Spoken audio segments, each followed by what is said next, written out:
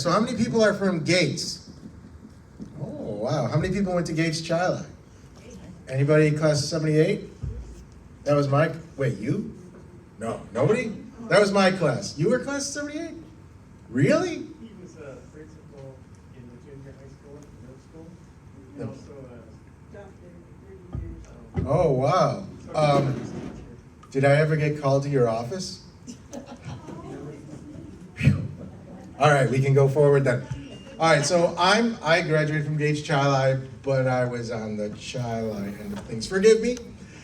So we're going to learn about roads today. We're not really going to learn about roads. We're going to learn about how they got there. How many people traveled a road to get here? All right, good. We're not going to talk about any of those roads. So you might think that the idea of these roads, look at how they are now. They all kind of make sense. And they seem like they were centrally planned. But believe it or not, they weren't. They weren't planned at all. But it makes sense the way they were, the way they are today, because of the way that they came about.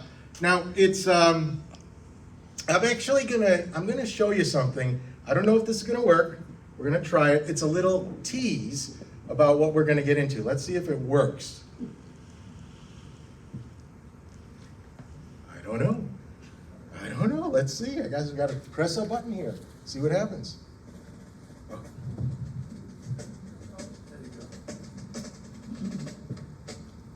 For more than 1,000 centuries, the cold winds blew above the vast sheet of mile-high ice. Beneath that eternal frost, nature was hard at work. It carved, it chiseled, it sculpted a new topography for what was to become the greater Western New York region. The advancing glacier stopped at our southern border, yet, as it began its slow retreat, it continued to churn the earth below, digging out broad valleys, changing the course of mighty rivers, and shaping the Great Lakes themselves. Along the way, it forged the landscape of greater Western New York. We see it today in the smooth northern tier, crushed beneath the thickest extent of the ice. We see it in the directional deposits of moraines, drumlins, cames, and eskers. We see it through the 3 east-west ridges spanning our entire region. As the melting ice fell back to its northern home, it left something else, something more important, something that would forever change the course of greater Western New York history.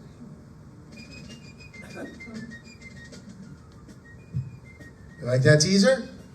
Believe it or not, you're going to see some of those pictures in the course of this discussion. This is actually part of something I call the 1786 Project. I've done a series of these Greater Western New York minutes that actually go back to the beginning of Greater Western New York and will probably end sometime roughly around the War of 1812. Has anybody seen this presentation before, either at the Mendon Historical Society or the New York State Public Historians meeting? Well, it's different. I've added a few things, so you might notice that it's different. Let's get right to it. It's the beginning of time is really where you want to start, but we're not going to start there because it takes too much and it's all science. We are going to cover a little bit of interesting things here about the main roads, whether they're, this spider web of arterials that connect the roads and the streets together. And at the end, you're going to kind of see an interesting map overlaid on another map that might surprise you. So where do we start? Well, if we're going to start, we might as well start at the very beginning that tells us where the main roads come from. And the roads that I'm going to be talking about mostly are going to be Route 104, Ridge Road, 5 and 20, also known as the State Road. That's the one I'm going to concentrate on the most. And then touch a little bit about Route 17 and 86. Everybody's familiar with those roads, right? They're main east-west roads that go across New York State, or at least our part of New York State. And they've actually been there before people were here, which we'll get to. So what are we going to cover? So when did these routes first appear? How did they get there? Why did they come here? And then who or what made them? We're going to talk about the evolution of everything. So we're going to cover a lot of different subject areas in the short time we have, from science, anthropology, and history, even civil engineering. Any civil engineers here? Okay, so we're not really going to talk about civil engineering. My son is a civil engineer. I'm an astrophysicist by training, so I don't know anything about civil engineering. But I will tell you that the whole sense of engineering really involves something called macadamizing the roads, and that it's a long and tedious discussion, more time than we have right here. Besides, the first macadamized a road wasn't until 1823, which is after the time that we're talking about, and it was also in Pennsylvania, which is not relevant either. So what are we going to talk about first? We're really going to talk about science first. How many people like science? How many people think science is boring? Oh, Mr. Principal, you left your hand up a little bit too long. All right, so what is it about the science we're going to be talking about? We're going to look at geology. And from there, we're going to move to geography, or a little bit topography, really more. We're going to talk about 3 different escarpments.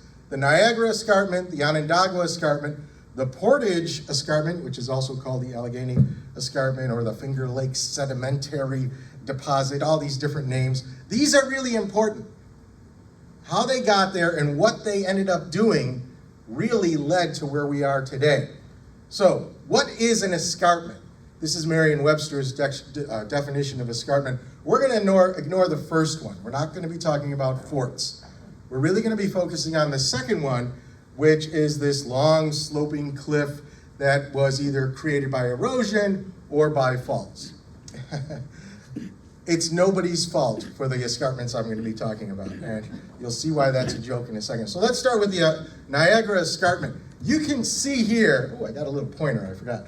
You can see here how it goes from where we are, this is the Genesee River here, all the way over through Wisconsin, around these lakes. So that's a huge, really long outcrop belt, and it really comes from something called the Silurian Age. And what they do is when they look at these outcroppings of rocks, and you're going to see this in a later slide, they're really rocks or stone from prehistory that have been exposed, mostly through glaciers, or what the glaciers did. So that's an important one. Look, you can't really tell too much how it's traversing greater West New York. We'll get a close-up shot of that later. The next one is the Onondaga Escarpment. That's about 25 miles to the south of the Niagara Escarpment, and it contains a lot of flint and interesting things like that. Why is flint important? Well, the people who came here first thought it was pretty important. So how many people have gone on the Thruway? Not walking, driving. All right, how many people go west? And remember, right before you get to Batavia, there's this outcropping of rock there. Okay, that is the Onondaga Escarpment. The Thruway cuts right through it. It would not be the first major transportation item or route that cut through this escarpment. We'll talk about that in a second. But if you look at that, if you're traveling from the west, you're going uphill, right? You know why? Because there's a fault line over there too. By coincidence, the fault did not create that particular escarpment. It was erosion. But that fault makes the land ahead of it go lower. So when you go up, you're now going over the fault and through the escarpment. Doesn't that sound like a Christmas song? Over the fault and through the... No. All right, so getting ahead of ourselves there, holiday-wise, let's get past Thanksgiving first.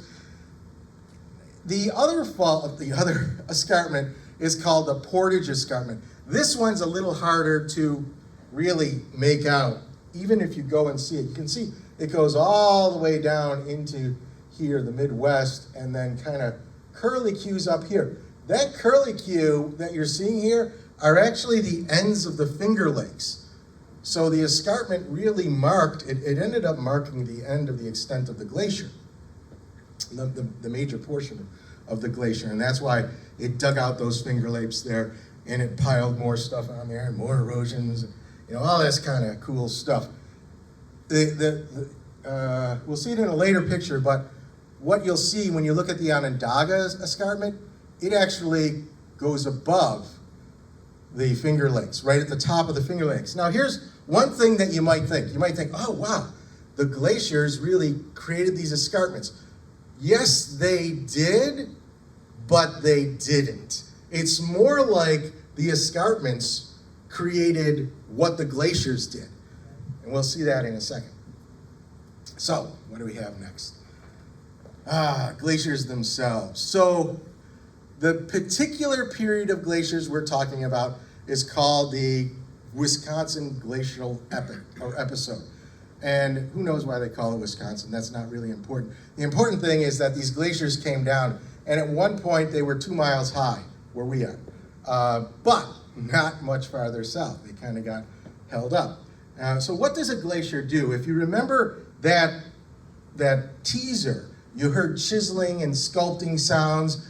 That's what the glaciers are doing underneath. It's like a putty knife, you know, it's just scraping away. And this occurs both as it advances and as it recedes. So the glacier's constantly changing what is underneath it. That's not the only thing it does. Ice is heavy, especially when it's 2 miles high. So it pushes the land down. And as it recedes, the land rises again. And what does that have an impact on? Where the water goes. So we're going to see this. If you look here, this is probably the greatest extent of the glacier, the main glacier. You see it's not quite all the way down here. Just south of us is where it goes. What's holding the glacier back? This is the Onondaga Escarpment that's really holding the bulk of the glacier back. Now, some of it did go down further south, and that's where the Portage Escarpment finally halted its advance. So as the glacier was halted, it started making deposits there. So not only was it eroding stuff, but it was also putting stuff there, more rocks. So let's move ahead and see how things are going. Notice over here, what do we have? Forget about this part of the thing. Look at down here. The water is going down through the Susquehanna River. This is how everything is escaping. You know, the glacier's blocking everything. We don't have any route over here. So the water's got to go somewhere. It goes down through the Susquehanna. As it retreats, you see more of the area exposed here, and eventually it goes down through the Mohawk River and the Hudson River. So this is the water that's melting ice goes out that way. Finally, as we get further, well, before I move to that, notice this over here. This is not Lake Ontario. Can you read what that says? Lake Iroquois. So this predates Lake Ontario. Lake Ontario was a lot smaller, or is a lot smaller, than Lake Iroquois. Lake Iroquois' shoreline actually went deep into western New York. What might have held it back? Could the escarpment have held it back, the Niagara Escarpment? Maybe.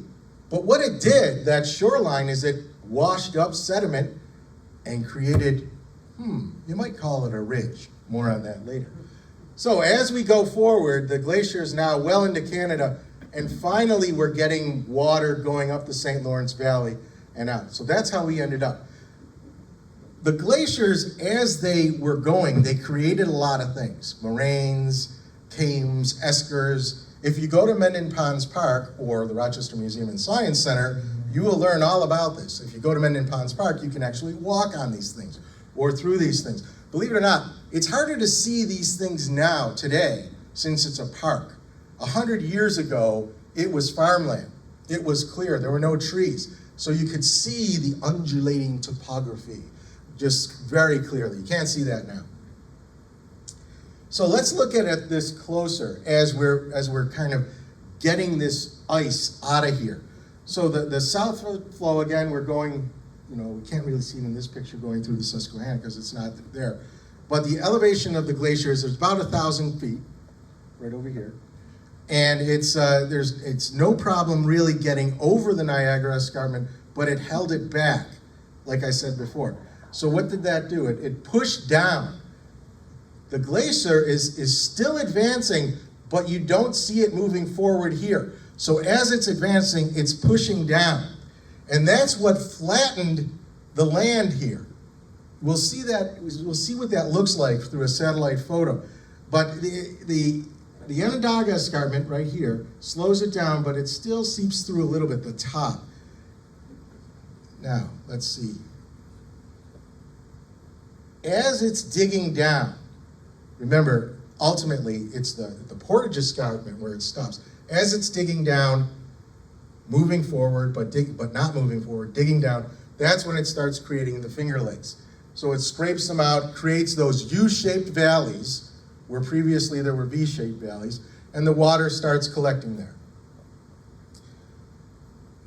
Here we finally get it going back further, and we see a better picture of Lake Iroquois. Even though it says Lake Ontario here, this is still Lake Iroquois. You can see where the shoreline goes over here, and the water's coming out through the Mohawk River. The Niagara Escarpment is just south of this, just south, not quite there. All right, so now we're seeing the effects of the glaciers. It scraped off all this dirt, all these stones, all these rocks, and these different colors of rock represent different periods of geology, different types of rocks. So as we're digging down further, we're seeing older and older rocks. Interesting. So here's an example of the Portage Escarpment and how you have different types of elevations here. Here's the Onondaga Escarpment over here, exposing the Onondaga limestone. Allegheny Plateau, have you ever heard of that term? So if you think south of the Portage Escarpment, it's a relatively flatter land. I know that there's little hills and mountains there, but relative to what's above it, it's flat. So that's because the glacier never got down that far. Here's another example of what it looks like between the Niagara Escarpment and the Onondaga Escarpment. The Niagara Escarpment really kind of disappears over here. It's still here technically, but it's harder to see. It really kind of goes clear from Lewiston to Lockport, right around there. After that, it does continue, but it's harder to see. Onondaga Escarpment, a little easier to see when you know what you're looking for, but let's look at it from a picture from 1825. This is actually a map that they made right after the Erie Canal was open. Here's Lewiston, here's Lockport, here's Rochester. The Niagara Escarpment, pretty clear over here, kind of fades away here. Here's the Erie Canal, going from Black Rock to Lockport, and then at Lockport, it goes through the Niagara Escarpment. Are you familiar with the term the 5 steps at the Erie Canal? So that's why we have them there. In fact, when Lafayette came here in 1825, made his whirlwind tour through Western New York in like 2 days or whatever, he took a side road trip up to Niagara Falls and really up to Fort Niagara and then to Lockport, all within a day. And he looked at Niagara Falls and then he looked at the 5 steps at Lockport. And he said, you know, this is amazing. You look at nature's greatest wonder here, Niagara Falls, and right next to that is man-made's greatest wonder, these 5 steps. So it was very impressive to him. In fact, he ended up taking the boat from Lockport to Rochester. The canal wasn't completely done when he was here, but that section was. And well, that's a different story. Look at this now. Look at this road over here. So it kind of goes down to the Niagara Escarpment here. This road is actually Ridge Road. So why is Ridge Road not really following the escarpment as close to it, say as much as the canal is? Because this is that other ridge. This is the ridge from Lake Iroquois. So that's really what Ridge Road is following for the most part. It does go to the Niagara Escarpment by the time it, just west of Lockport over here and into there. Down here, Onondaga Escarpment. And here you'll see what was primordial Route 5 and 20. The Great Genesee Way. Now, again, you're looking at it, it's not quite where the ridge is. Why isn't it at the top of the ridge? Doesn't it make sense that it would be at the top of the ridge? Well, it does if you're thinking about heights. But there's a reason why it didn't do that. Now, first, let's go and look and see what's going on with these escarpments. So here's this stone. This stone was here before the Ice Age. These are the stone that was created in prehistoric times. And in between these hard rocks are these softer rocks that are more easily eroded.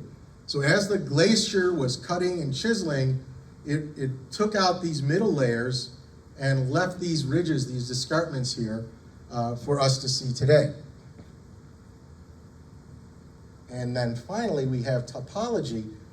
Here's that satellite picture. See how the glaciers have crushed this section of western New York, really up until the Finger Lakes. Over here, no glaciers, we still have those jagged things. All right, now let's get into the good part. What do these escarpments look like? They're basically east-west. Now, I didn't make them curvy lines like they really are, because I don't know how to do that with the graphics, but you see this general kind of topography that's going from east to west. Now, because they are sort of really high points, that means that water's going to run off them, and it's going to create all the rivers and things that you see over there. And when the glaciers were gone, those streams, a lot of those streams stayed. If the streams are there, what happens next? Well, first you get plants, and here is the climatological evolution of western New York. And you finally get this, deciduous forest. So who's going to be first? Who's going to be first? Who's going to follow the plants? The plants are along the water. So the first animals here were the caribou. And you say, well, caribou, how did you get here? What roads did you take? If you asked, probably the smartest caribou would probably say, roads, where we're going, we don't need no roads. So they followed the land, they followed the plants. The plants were along the water. The water was on either side of the escarpment. So what happens as the animals are going through? Well, they're pounding down. That starts to make a path.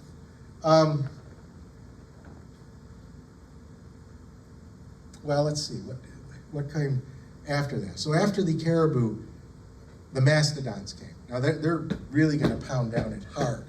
So you're really going to get these paths. Now in reality, the mastodons did not come immediately after the caribou, because the caribou required a different sort of climatology than the mastodons. The caribou could come when it's colder. In fact, there was a whole slew, including mammoths, a few, that came during this tundra-like period, pounding down the paths, making these initial trails that ultimately they got followed. There's the mastodons they came after when we were in the boreal forest phase.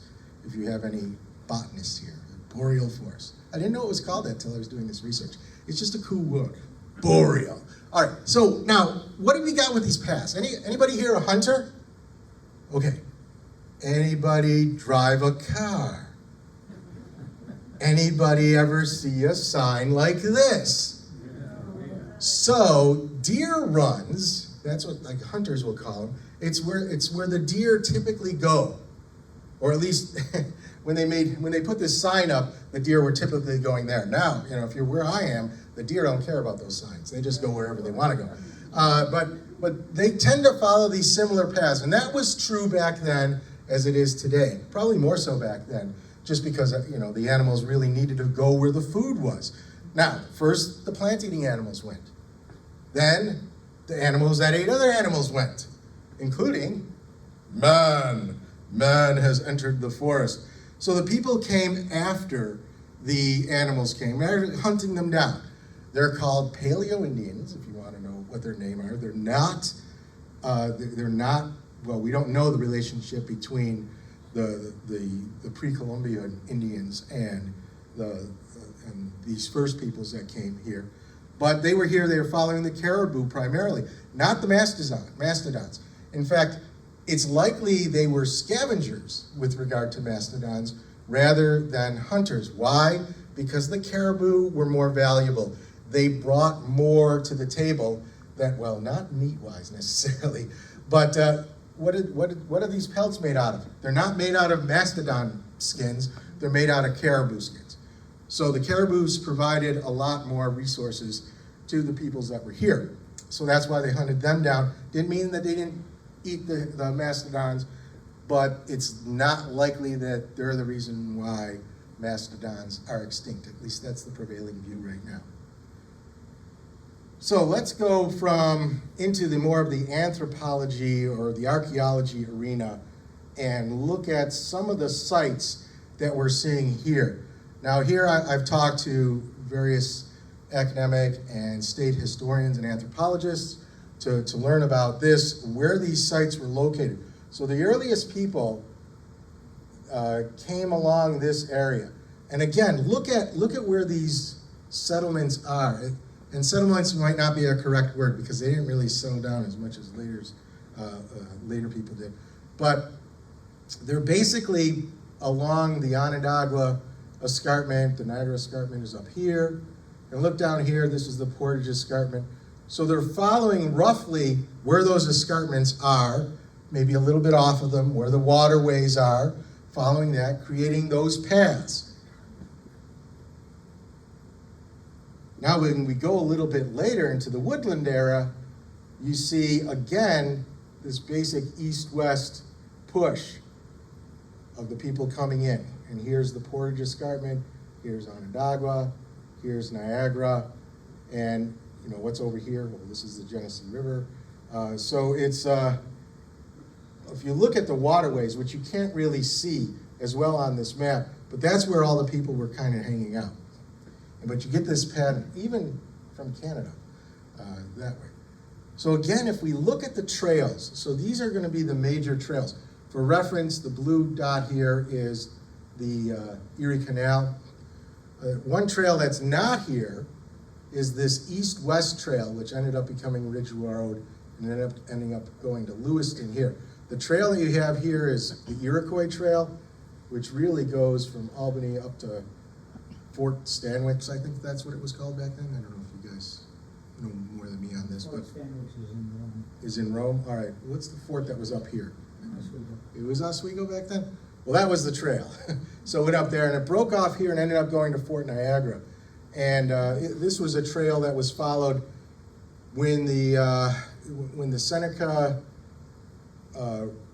left their area during the Sullivan campaign. This is the trail they filed up to Fort Niagara. So this trail here, the red trail, is called the Iroquois Trail, or the Mohawk Trail, I should say, also called the Iroquois Trail. And the green trail here is the Great Central Trail. So this is the main trail that went through the Five Nations like a super highway. And they could go from one end to the other. And this was really important for when they were taking care of their military issues. The Mohawks could come down pretty fast to defend this area or attack whoever they wanted to attack over here. The Seneca could go really fast up here to defend what the Mohawks were going on. A lot of this, again, is pre-Columbian, pre-colonial, whatever they call it, use over here. Then this brown trail here, it's interesting. This is called the Hidden Trail or the Forbidden Trail. Lots of weird stories about this trail. Like if you were ever on it and you weren't supposed to be, then they would kill you. But we don't know. And it's roughly following where the Portage Escarpment is. So you see each escarpment is kind of measured by these trails here. Here's what it looked like in the pre-Revolutionary War era. So these are the trails that we're seeing them. So there you go up to, Fort Niagara's over here. Lewiston's over here. So this is that east-west trail over here. Here's the central trail. And then it's a little harder to see down here because it's south, it's the Forbidden Trail. So this is a map from 1851, which is supposed to show what things looked like in 1720. Now we get into a little later map. This is from 1771, so again, it's right before the Revolution. We see these trails outlined. Oops, going the wrong way, I'm cheating. Here's your trail again. Mid trail over here. Again, these maps aren't really done well, but they give you a sense for where these trails are heading. And there were, oh, by the way, even the Sullivan campaign used a section of the Central Trail here, the Genesee Trail, right over here. So, in fact, they probably used all trails here. They had a guide from the Oneida Nation, can't remember his name. So he led them along the trails there. So they weren't really blazing new grounds. Nobody's blazing new grounds, by the way, even after the Revolutionary War. That's the whole point. They were using these trails that were already in existence. So here we go. Here's a map of New York in 1800. You see that it's starting to be built out in Monroe County. They're using these trails. This is called the Niagara Road, going up to Fort Niagara, that old trail that we saw before. There's actually the beginnings of 5 and 20. It's a little harder to see over here. And this is what it looked like right after the Treaty of Hartford. Everybody knows what the Treaty of Hartford is, right? No? The Treaty of Hartford is why we have the Greater Western New York region. Prior to the Treaty of Hartford, this land over here was claimed by Massachusetts. Long story, but Massachusetts claimed it, New York claimed it. Believe it or not, 3 other colonies at one point or another claimed Western New York. But by the end of the Revolutionary War, we were down to just 2, Massachusetts and New York. So they had this treaty, which, by the way, was not the way it was supposed to be done. So it was violating the Articles of Confederation. But Massachusetts and New York had a meeting in Hartford, and they established this treaty. The date of the treaty is, write this down because the birthday is coming up pretty soon, December 16th, 1786. 1786. Where did we hear that number before? 1786 project. Yeah, that's why we have it. So, what else happened on December 16th? Whose birthday is that? In case you're wondering. What? Nobody? Beethoven. All right, so this is what it looked like right after Phelps and Gorham started doing their thing over here. And the beginnings of the Great Genesee Road started there. By 1813, it would become a turnpike, and it became the state road by the time Monroe County was formed in 1821. So here's another shot of it, and it was recognized by the Iroquois leaders. There's a Cayuga chief who said that the Empire State, as you like to call it, was once laced by our trails from Albany to Buffalo, trails that we had trod on for centuries, trails worn so deep by the feet of the Iroquois that they became your roads of travel. So this was recognized, this is again, early 1800s when he said this, and actually 1847, said it to the New York Historical Society. The sense of what these trails were at the time, and I've read journals or diaries, whatever you want to call them, eyewitness accounts of people coming down through these trails at this time. So the trails were like 5 inches wide and maybe 2 feet deep. Not so much of an exaggeration as it sounds. So if you think 5 inches wide, that's about the width of a foot, and just the constant pounding of these feet over the centuries made them deeper and deeper.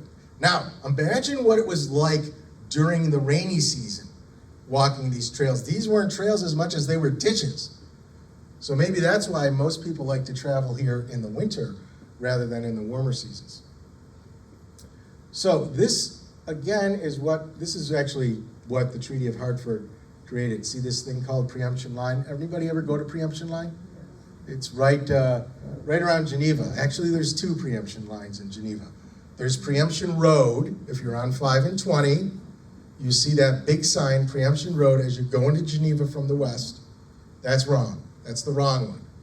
The right one is called Preemption Street, but that doesn't go through down to 5 and 20. I think the railroad cut it off. So you have to go north of Geneva to see it. And that Preemption Street goes all the way into Wayne County. So you can see that there today if you want to. So this is what it looks like right after the Treaty of Hartford, the way the land was divvied up. Interesting story, again, we can't cover it here. But at the time, there were people that were put in charge of, for want of a better term, highways. And all these highways were the old Indian trails that people were using to go about back and forth. Oh, here's a little pop quiz for you. The state road, again, this is 5 and 20 in modern terms, initially ended at what town in the Genesee River? Anybody want to guess? You got a 1 in 4 chance of being right. Geneseo, no. 1 in 3 chance of being right. Any one of them. Shout one out. Beardstown, no, wrong. Got a 1 in 2 chance of being right. Rush, no, unbelievable. So, it was Hartford. How many people have ever been to Hartford, New York? Avon was originally called Hartford. There was another Hartford in the county down, yeah, and so they had to change their name. Don't worry, I'll give you another chance in a second to make a tones. So, Phelps and Gorham over here, 1788. Holland Land Trust over here, 1793. That's what brought the people into Western New York. So the Great Genesee Road, as it was initially known, it began at Old Fort Schuyler, which is way over there, closer to Albany, and the western extremity all the way to the Genesee River initially. So this was by the law that was passed in 1794. So it only went to the Genesee River, basically because that's the only place where people were, for the most part. There were people west of the Genesee River, but it wasn't as big as what's going on here in the eastern portion of Western New York. So that was in 1794. In 1798, they passed a new law which extended it from the Genesee River all the way to Buffalo. Now, Buffalo isn't really Buffalo the way we know it today. Buffalo was kind of like, did you ever go like down in maybe some rural section of the state and pass through a little hamlet? Just 4 corners, that's all it was? At that time, that's all that Buffalo was. And you know, when we go through the history of all these towns and whatever, we read the history of what's going on at that time, and we tend to think of them in terms of today. Oh, Buffalo, of course it would end in Buffalo. Buffalo's the big city. Well, not back then. I mean, there were other places here that were kind of looking for that sort of adventure, even when you get to the Erie Canal. Erie Canal was a big battle between Black Rock and Buffalo, 2 settlements that were right here in Lake Erie. Do you know which one won? Got a 1 in 2 chance. Black Rock or Buffalo? Black Rock sort of won. They won the battle, but Buffalo won the war. So the Erie Canal ended at Black Rock, but Buffalo, the city, or what is now the city, grew so large, it consumed Black Rock. So today, Black Rock is part of Buffalo. So, you know, just goes to show you. Here we go. So here we have a better picture of what this road is looking like. Again, this is around 1800. And you can start to see, there's Hartford. Here's Canandaigua, Geneva, some names that you recognize over here. So this is 5 and 20. Nothing really is going to Buffalo at this point. Even though it's approved, it still has yet to be built.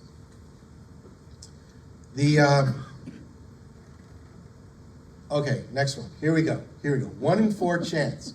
Timothy Bigelow. Timothy Bigelow is one of these guys who wrote a journal as he traveled the Genesee Road. And it was a very, very explicit journal, which told you everything that he was seeing from old orchards.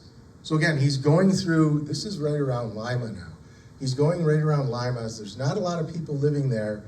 This is shortly after 1800, but he sees these old orchards. And those were actually Seneca orchards. So it gives you a sense for what the Seneca people were doing. So Timothy Bigelow passes through Charleston. What do we call Charleston today? What? Somebody said it. Lima, correct. Again, same problem as before. There was another town named Charleston, so Lima had to change its name. And it was called Lima because the initial residents came from Old Lyme, Connecticut, not because they like beans. All right, so now let's go to our regularly scheduled program. Here we go now, 1810. The Genesee Turnpike is really starting to take shape. You see it much like what you would picture it today. There's Bloomfield, Geneva, Hartford again, and now we're going through Batavia and eventually Buffalo, but what's it called? New Amsterdam. Here's Black Rock up here. So it goes all the way to Albany. It goes off this road. So these are basically dirt roads. And what they were doing is they were paying contractors to clear the roads, chop the trees down. Remember what we said, they were 5 inches wide before? Well, now, you want to make them wide enough for a carriage to go through, so that people could move goods or whatever from one end to the other. And they would chop down the trees. And they actually got paid a bonus for not just chopping down the trees, but the bonus is when they took the stumps out. Because the stumps were really a problem. In fact, when Lafayette came from Erie, went to Fredonia, and then took a boat to Buffalo. So between Erie and Fredonia, his carriage hit a stump. So he got the equivalent of a flat tire. He ended up being 2 or 3 hours late to Fredonia. So that's you're seeing this turnpike company now taking over this road, and it was a toll road. In fact, I don't think I have it here, but I do have a listing of what the tolls were for taking this road. Here we go in 1821. So this is when Monroe County was established, and you can see, whoops, got ahead of ourselves there. So you can see 1821, most of the counties that we know today are here. And there's the road following where you would expect it to follow, the Great Genesee Road. So it was really considered a scenic route. So this is 1821. 4 years later, the canal was opened, and it basically took the transportation away from the Genesee Road. Remember, this was not that reliable. It was still a road that was in formation. The canal was pretty reliable. So that's, when you look at the population figures for Western New York, that's when you see them starting to kind of really accelerate. Now here's what it looked like at the beginning of the 20th century. These darker lines are improved roads. The lighter lines are roads that really aren't what we consider roads today. So think about, this is, I think it's 1914? Yes, 1914. Think about what was happening in 1914. If you were going from one place to the other, what form of transportation did you use? A horse. So the horse needed probably something a little bit soft to walk on, but what was coming soon to replace them?